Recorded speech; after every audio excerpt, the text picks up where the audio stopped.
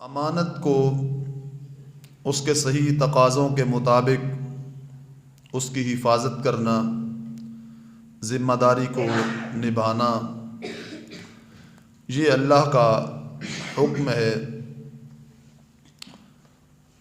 امانت میں خیانت کرنا یہ اتنا بڑا جرم ہے کہ اس سے اللہ ناراض ہوتا ہے، اللہ کے رسول علیہ الصلاۃ والسلام ناراض ہوتے ہیں۔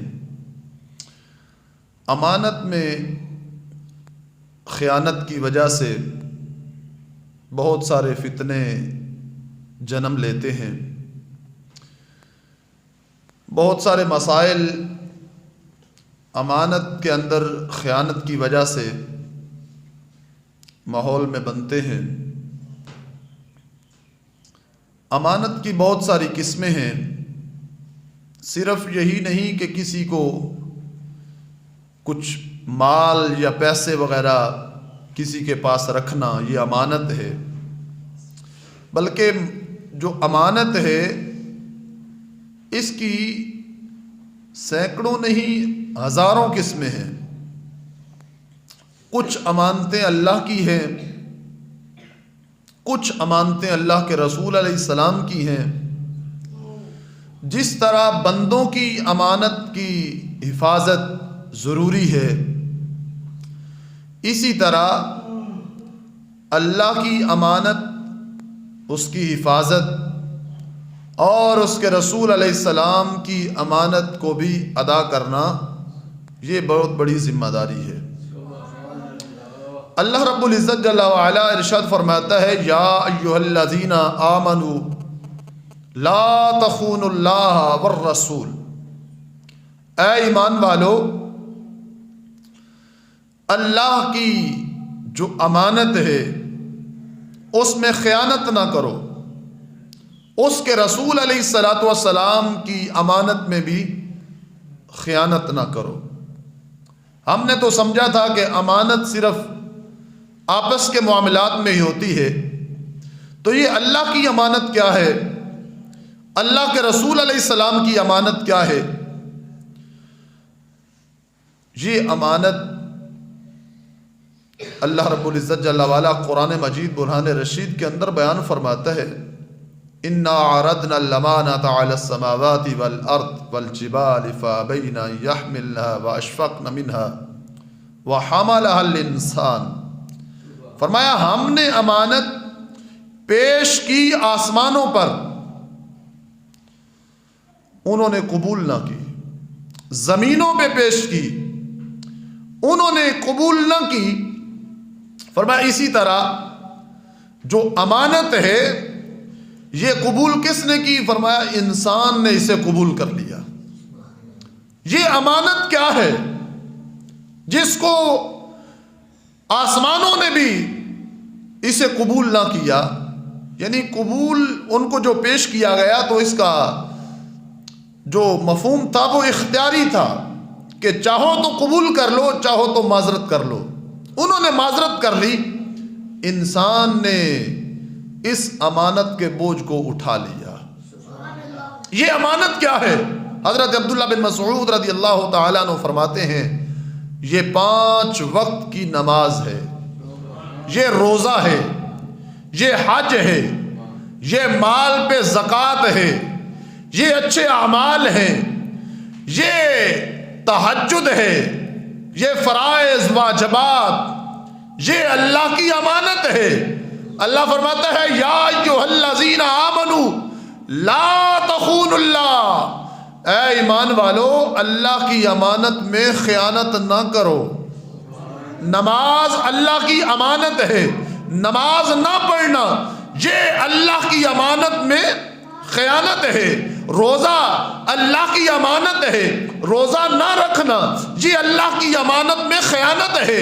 فرمایا اسی طرح حج ہے، زکوٰۃ ہے، اسی طرح جو عشر اور اس طرح کے معاملات ہیں یہ اللہ کی امانت ہے، ان کو صحیح طریقے سے ادا کرنا یہی امانت کا دستور ہے، ان سے روگردانی کرنا یہ پھر خیانت بن جاتی ہے۔ اسی طرح آگے فرمایا مجھ سے بھی خیانت نہ کرو، میرے رسول علیہ السلام سے بھی خیانت نہ کرو۔ جو فرائض ہیں یہ اللہ کی امانت ہے، جو سنتیں ہیں یہ ہمارے آقا کی امانت ہے۔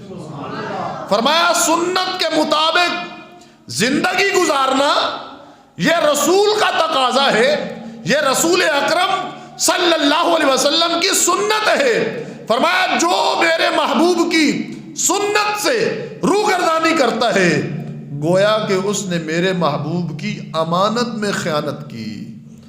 دیکھو جب آپس میں جو معاملات ہوتے ہیں مال کے لحاظ سے، بھائی کے ساتھ جو امانت جو رکھی ہوتی ہے اس میں خیانت کرنا بڑا جرم ہے۔ جب بندوں کا بندوں سے خیانت کرنا یہ جرم ہے تو سوچو تو صحیح وہ کتنا بڑا جرم ہے جو بندہ ہو کے اللہ سے خیانت کر رہا ہوتا ہے، بندہ ہو کے اپنے رسول اکرم صلی اللہ علیہ وسلم سے خیانت کر رہا ہوتا ہے۔ فرمایا اے ایمان والو مجھ سے بھی خیانت نہ کرو، میرے رسول سے بھی خیانت نہ کرو، اور اپنے مومنین بھائیوں سے بھی خیانت نہ کیا کرو۔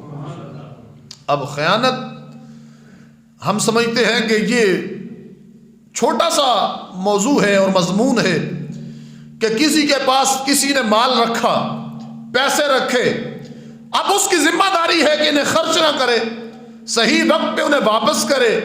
ہم کہتے ہیں صرف یہی امانت ہے، لیکن یہ نہیں، صرف یہ نہیں، امانت کی بہت ساری قسمیں ہیں۔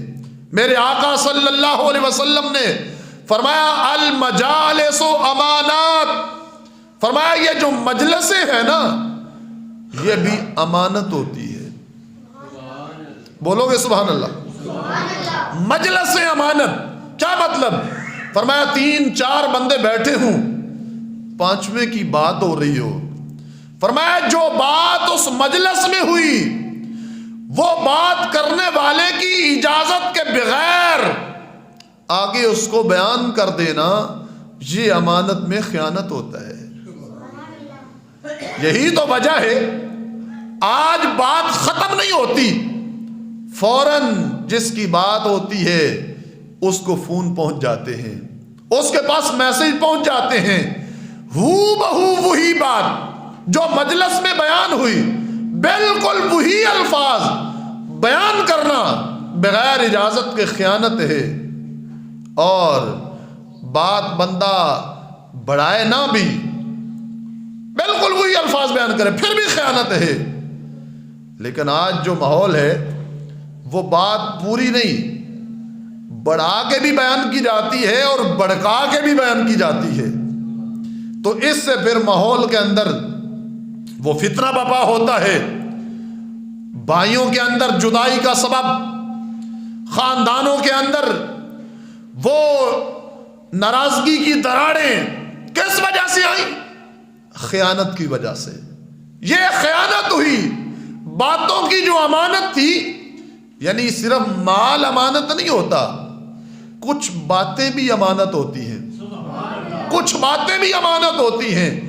آج دیکھو نا، حکم تو یہ ہے کہ بات کرنے والا جب بات کر رہا ہو تو آس پاس دیکھے بات کرتے وقت، تو یہ بات بھی راز ہے، یعنی وہ دیکھ رہا ہے کوئی اور تو نہیں سن رہا، یہ ساتھ نہ بھی کہے کہ یہ بات راز میں رکھنا۔ فرمایا یہ نہ بھی کہے، صرف آس پاس دیکھ رہا ہے، تو یہ بات بھی امانت ہے۔ اس بات کو بغیر اجازت کے آگے بیان کرو گے تو پھر سمجھو کہ تم نے امانت میں خیانت کی ہے۔ آج کیا ہوتا ہے، بات ہوتی ہے نا، بات کے ساتھ یہ بھی کہا جاتا ہے کہ تجھ سے کر رہا ہوں، آگے نہ کرنا، آگے بیان نہ کرنا، تو وہ سننے والا بھی آگے جا کے جب بات کرتا ہے اور کر دیتا ہے، ساتھ یہ کہہ دیتا ہے کہ مجھے تو اس نے کہا تھا آگے بیان نہ کرنا، تو بھی آگے بیان نہ کرنا۔ یعنی اسی طرح پھر بات پھیلتی پھیلتی وہ پورے ماحول میں، محلے میں پھیل جاتی ہے، اس سے پھر وہ فتنے کی آگ بھڑکتی ہے، اس سے پھر فساد، جھگڑے معاملات یہ پھر پیدا ہوتے ہیں۔ فرمایا مال کی امانت یہ بھی جرم ہے، بات کی امانت یہ بھی جرم ہے۔ اس میں جو خیانت ہے، بات کی امانت کی حفاظت کرنا، اس کے تقاضے پورے کرنا، یہی فتنے سے بچنے کا سبب ہے۔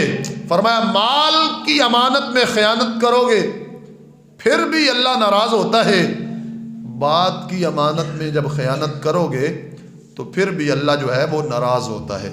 اس واسطے خیانت جو ہے یہ بہت سارے جھگڑوں کی جڑ ہے، فساد کی جڑ ہے۔ خیانت سے بچنا بڑا ضروری ہے۔ حضرت ابو لبابہ انصاری رضی اللہ تعالیٰ عنہ، اس آیت کا جو شان نزول بہت ساری تفاسیر کے اندر لکھا ہے، مدینہ شریف کے قریب ایک بستی ہے، اس بستی والوں سے، بنی قریظہ والوں سے آقا علیہ السلام نے معاہدہ کیا تھا۔ معاہدہ یہ ہوا تھا کہ کوئی دشمن مدینہ شریف پہ حملہ کرے گا تو ہم نہ تمہارا ساتھ دیں گے نہ تمہارے دشمنوں کا ساتھ دیں گے۔ یعنی وہ یہودیوں کی بستی تھی، یہودی لوگ تھے۔ معاہدہ یہ ہوا تھا کہ ہم نہ تمہارا ساتھ دیں گے نہ تمہارے دشمنوں کا، ہم غیر جانبدار ہو کر رہیں گے۔ جب جنگ احد کے موقع پر کچھ نقصان ہوا مسلمانوں کا تو یہودیوں نے سمجھا کہ اب ہوا کا رخ بدل چکا ہے، اب یہ معاذ اللہ ختم ہو گئے ہیں، تو یہودیوں کے 40 بندے نکلے اور مکہ مکرمہ چلے گئے۔ انہوں نے حضرت ابو سفیان، ابھی انہوں نے کلمہ نہیں پڑھا ہوا تھا، حضرت ابو سفیان نے ان سے جا کے معاہدہ کر لیا۔ یعنی جو سرکار سے معاہدہ کیا تھا وہ معاہدہ توڑا، مشرکین مکہ سے جا کے معاہدہ کر لیا۔ آقا علیہ الصلوۃ والسلام نے فرمایا بنی قریظہ والوں کا محاصرہ کر لو۔ صحابہ کو حکم دیا ان کا محاصرہ کرو، انہوں نے غداری کی ہے، انہوں نے ہمارے ساتھ جو معاہدہ کیا تھا اس معاہدہ کو توڑا ہے، لہذا ان کا محاصرہ کر لو۔ صحابہ نے محاصرہ کر لیا، گھیر لیا ان کو۔ 15 دن سے جب زائد دن ہوئے تو بنی قریظہ والوں کا ایک سردار تھا جس کا نام تھا کعب بن اسد، اس نے اپنے کچھ بندوں کو بلایا۔ اس نے کہا دیکھو 15 دن ہو گئے ہم باہر نہیں جا سکتے اور محاصرہ کیا ہوا ہے مسلمانوں نے ہمارا۔ تو اس نے 3 باتیں ان کے سامنے رکھی۔ پہلی بات اس نے کہا کہ یہ سچے نبی ہیں، ان کا کلمہ پڑھ لو۔ انہوں نے کہا یہ تو نہیں ہو سکتا۔ کعب بن اسد نے کہا کلمہ نہیں پڑھتے تو پھر دوسری بات یہ ہے کہ تلواریں نکالو، اپنی بیوی کو بھی مار دو، اپنے بچوں کو بھی قتل کر دو، اس واسطے کہ ہم ان کے خلاف نکلے تو ہم مارے جائیں گے، ہم مارے گئے تو یہ پکڑے جائیں گے، تو یہ ذلت سے ان کو بچانا ہے تو پھر پہلے انہیں قتل کرو۔ انہوں نے کہا جب ہم بیوی بچوں کو مار دیں گے تو پھر جینے کی کیا ضرورت ہے۔ اس نے کہا پھر تیسری بات یہ ہے، چلو ہے تو مشکل، صلح کا پیغام بھیج دیتے ہیں کہ ہم کلمہ نہیں پڑھتے، ہمارے ساتھ صلح کر لو۔ انہوں نے کہا یہ ٹھیک ہے۔ بنی قریظہ والوں نے کعب بن اسد نے پیغام بھیجا سرکار کے پاس کہ ہم کلمہ نہیں پڑھتے، ہم صلح چاہتے ہیں، ہمارے ساتھ صلح کر لو۔ یعنی ہم ذمی یا اس طرح کی صورتحال بنا لیتے ہیں اور صلح کا انہوں نے تقاضا کیا۔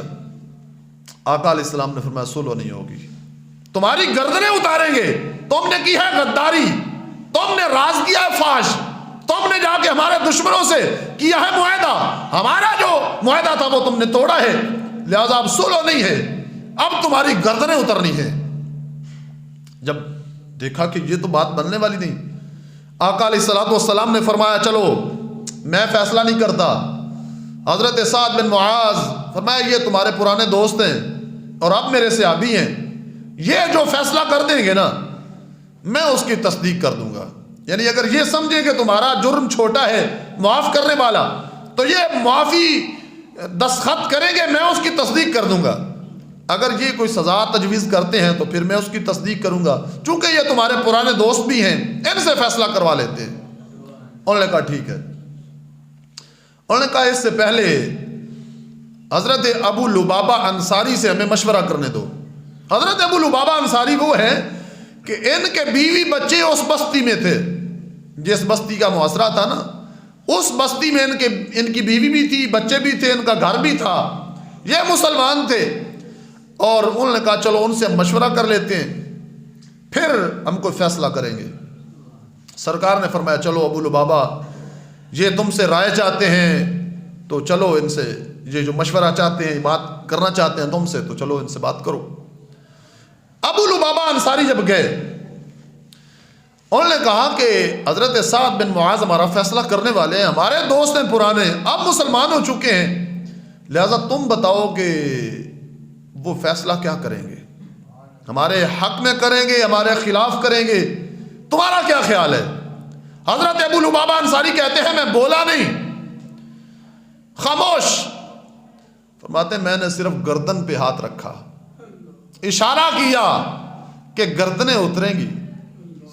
سعد بن معاذ کوئی چھوٹا فیصلہ نہیں کرنے والے، تمہاری گردنیں اترنی ہیں۔ حضرت ابو لبابہ کہتے ہیں جب میں نے اشارہ کیا، یہودی سمجھ گئے کہ فیصلہ یہ ہونے والا ہے۔ حضرت ابو لبابہ کہتے ہیں اسی وقت میرے دل میں خیال آیا کہ میں نے اللہ اور اس کے رسول سے خیانت کی ہے، یہ راز تھا، میں نے فاش کر دیا۔ کہتے ہیں میں پھر گھر نہیں گیا، میں سرکار کے پاس نہیں گیا، جا کے مسجد نبوی میں ایک ستون کے ساتھ اپنے آپ کو باندھ لیا۔ وہ مسجد نبوی شریف کا جو پرانا حصہ جہاں ستون، ان میں ایک ستون ہے جس کا نام ہے استوان ابی لبابہ، اپنے آپ کو ستون کے ساتھ باندھ لیا۔ کہا اس وقت تک میں نہ کھاؤں گا نہ پیوں گا جب تک میری اللہ توبہ قبول نہیں فرماتا۔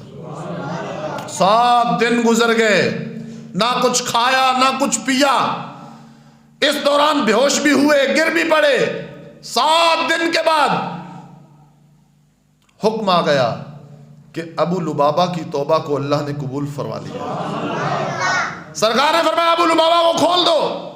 ابو لبابہ نے عرض کی جب تک سرکار مجھے نہیں کھولتے اس وقت تک میں کھلنا نہیں چاہتا، سرکار خود مجھے کھولے۔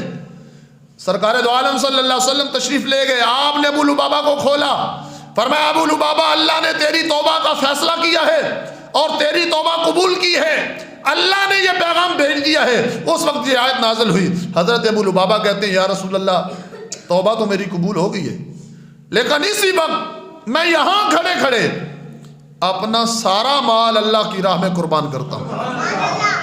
آقا علیہ السلام نے فرمایا نہیں، تم مال کا 3 حصہ صدقہ کر دو، تمہاری توبہ قبول ہے۔ وہاں پہ 3 حصہ آپ نے صدقہ کر دیا، چونکہ یہ اگلی جو آیت ہے نا وَاعْلَمُوا أَنَّمَا أَمْوَالُكُمْ وَأَوْلَادُكُمْ فِتْنَةٌ، فرمایا یہ تمہارا مال اور تمہاری اولاد جان لو یہ فتنہ ہے۔ اس واسطے انہوں نے فیصلہ کیا کہ میں مال قربان کرتا ہوں۔ فرمایا تم 3 حصہ دو، تمہارا جو حق ادا ہو گیا، تمہاری توبہ قبول ہو گئی۔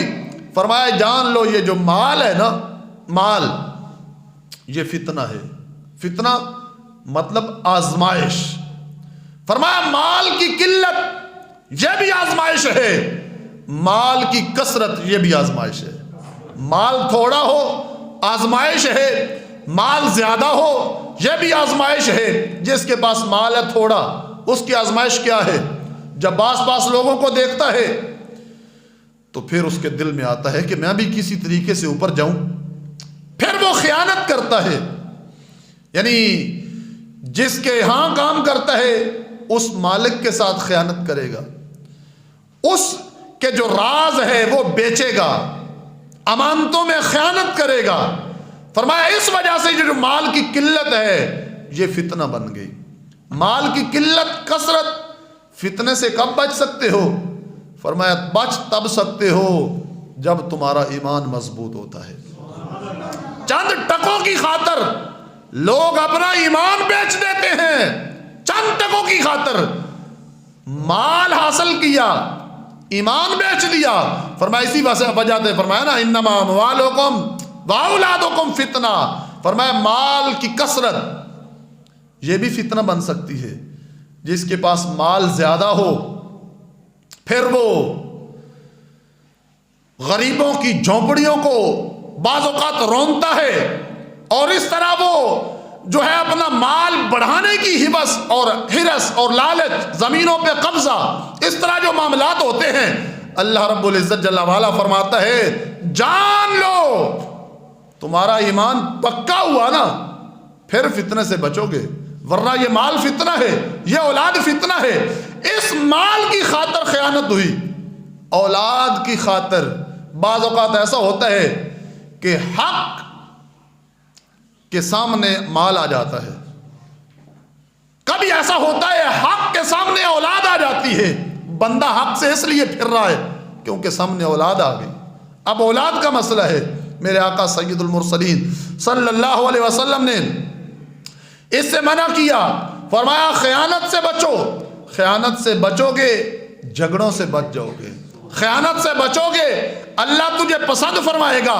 فرمایا امانتیں ادا کرو، اللہ کی ہوں تب، رسول کی ہوں تب، مسلمانوں کی ہوں تب۔ فرمایا جو امانت ہے اس میں خیانت مت کرنا، امانت کو ادا کرتے رہنا، اس سے ماحول میں بھی تمہیں آسانی بھی ملے گی، خوشیاں بھی ملے گی، اللہ بھی خوش ہوگا، اللہ کے رسول علیہ السلام بھی خوش ہو جائیں گے۔ دوسرے نمبر پہ فرمایا یعلم خائنۃ الاعین، فرمایا جان لو، یعلم خائنۃ الاعین، فرمایا اللہ جانتا ہے آنکھوں کی خیانت کو۔ ہم نے تو سمجھا تھا کہ مال میں خیانت ہے، مال کسی نے رکھا ہو امانت، اس کو آگے پیچھے کرنا یہ خیانت ہے۔ اللہ فرماتا ہے تمہاری آنکھیں بھی خیانت کرتی ہیں، اور آنکھوں کی خیانت کو کون جانتا ہے؟ اللہ۔ اللہ جانتا ہے آنکھوں کی خیانت کو۔ کیسے؟ فرمایا کوئی بڑا بظاہر بڑے خاندان کا اپنی جو کوٹھی ہے اس کی چھت پہ بیٹھ کے غریب کی جھونپڑی میں جھانکتا ہے اور غیر محرم پہ نظر ڈالتا ہے، اور یوں سمجھے کہ مجھے کوئی دیکھ نہیں رہا۔ فرمایا یعلم خائنۃ الاعین، تو سمجھتا ہے کوئی نہیں دیکھ رہا، فرمایا تجھے وہ ذات دیکھ رہی ہے جو نیند سے پاک ہے، جو نیند سے پاک ہے۔ فرمایا وہ ذات تجھے دیکھ رہی ہے، اور جو دلوں میں چھپے ہوئے راز ہیں ان کو اللہ جانتا ہے، آنکھوں کی خیانت کو اللہ جانتا ہے۔ فرمایا یہی آنکھیں قیامت کے دن پھر خلاف بولیں گی، الیوم نختم علی افواہہم، اللہ منہ پہ مور لگا دے گا، چمڑی ساری بولے گی، ہاتھ بولیں گے، پاؤں بولیں گے، سر بولے گا، آنکھیں بولے گی، ٹانگیں بولے گی، یا اللہ یہ ہم پہ چل کے فلان جرم کرنے گیا، ہاتھ بولیں گے، یا اللہ جہاں سے تو نے منع کیا تھا وہاں یہ ڈالتا رہا، آنکھیں بولے گی، یا اللہ یہ تیری حدود کو پھیلاتا رہا، ہاتھ پاؤں ساری چمڑی بولے گی۔ ایسا تو ہو نہیں نہ سکتا بندہ خیانت کرنے جائے، بندہ چوری کرنے جائے، ہاتھ گھر چھوڑ آئے، آنکھیں گھر چھوڑ کے رکھ دے، آنکھیں نکالے گھر رکھ دے، کیوں؟ یہ قیامت کے دن گواہی دیں گی۔ ایسا تو نہیں ہو سکتا، یہ بھی ساتھ ہوں گی، ہاتھ بھی ساتھ ہوں گے، قدم بھی ساتھ ہوں گے، آنکھیں بھی ساتھ ہوں گی۔ یاد رکھنا اللہ فرما رہا ہے الیوم نختم، آج طاقت کے بل بوتے پر آج بدماشی کرتا پھر رہا ہے، کل قیامت کا دن آئے گا، تو سامنے ہوگا، حساب ہو رہا ہوگا، تو منہ سے بولنے کی کوشش بھی کرے گا، مور لگائیں گے، تیرے ہاتھ خود بولیں گے، تیرے پاؤں خود بولیں گے، تیری آنکھیں خود بولیں گی۔ فرمایا ان باتوں سے جو ہے بچو۔ فرمایا یہ جو غیر کو دیکھنا ہے یہ کیا ہے؟ من اجل ذالک حرم الفواحش، فرمایا یہ اللہ کی غیرت پہ حملہ کرنا ہے۔ اللہ کی غیرت نہ ہوتی تو پھر غیر محرم کو دیکھنا حرام نہ ہوتا، پھر شراب حرام نہ ہوتی، پھر بدکاری حرام نہ ہوتی۔ اللہ فرماتا ہے یہ میری غیرت کا مسئلہ ہے۔ جب حضرت سعد رضی اللہ تعالیٰ عنہ کی غیرت کی بات ہو رہی تھی، کہنے لگے حضرت سعد بڑے غیرت والے ہیں. میرے آقا علیہ السلام نے فرمایا آنا اغیار منہ، فرمایا میں سعد سے بڑا غیرت والا ہوں. واللہ اغیار منی، میرا اللہ مجھ سے بھی بڑا غیرت والا ہے. صحابہ نے عرض کی یا رسول اللہ، غیرت تو کچھ رشتوں کی وجہ سے ہوتی ہے، اور یوں ہم سمجھتے ہیں کہ یہ جو انسانی احساس ہے اور ایک رشتوں کے معاملے میں غیرت ہوتی ہے، اللہ کی بھی کوئی غیرت ہے؟ فرمایا اللہ کی بنائی ہوئی حدیں، یہ اللہ کی غیرت ہے. جو حد کو پھیلانگتا ہے وہ اللہ کی غیرت کو چیلنج کرتا ہے. اللہ فرماتا ہے اے میرے بندے، تو پانی پی لے، دودھ پی لے، اور تو سیب کا رس پی لے، آم کا جوس پی لے، لیکن شراب کو میں نے حرام کر دیا ہے. یہ میری غیرت ہے. فرمایا جہاں تک دیکھنے کا اللہ نے حکم دیا، جہاں حد بنائی، اس حد کو پھیلانگنا یوں ہے کہ اللہ کی غیرت پہ حملہ کرنا ہے. آج ہماری چھوٹی چھوٹی ذاتیں اور چھوٹے چھوٹے معاملے کہتے ہیں ہماری غیرت کا مسئلہ ہے، غیرت کی بات آتی ہے تڑپ جاتے ہیں. تو بولو نا یار، جب اللہ کی غیرت پہ کوئی حملہ کرتا ہے تو اللہ راضی تو نہیں نہ ہوتا، اللہ ناراض ہوتا ہے. اللہ فرماتا ہے غیر کی طرف دیکھے گا تو یوں ہے جب حد کو تو نے پھیلانگا، میری غیرت پہ حملہ کیا. تو اس واسطے یہ بہت سارے مسائل جو بنتے ہیں خیانت کی وجہ سے بنتے ہیں. اللہ کا حکم ہے خیانت نہ کرو، اللہ کے معاملے میں خیانت نہ کرو، رسول کے معاملے میں خیانت نہ کرو، اپنے بھائیوں سے خیانت نہ کرو، باتوں میں خیانت نہ کرو، مال میں خیانت نہ کرو. ایک دوسرے کی عزت کی حفاظت کرو گے، پہرا دو گے، مال کی حفاظت کرو گے تو پھر کیا بنے گا؟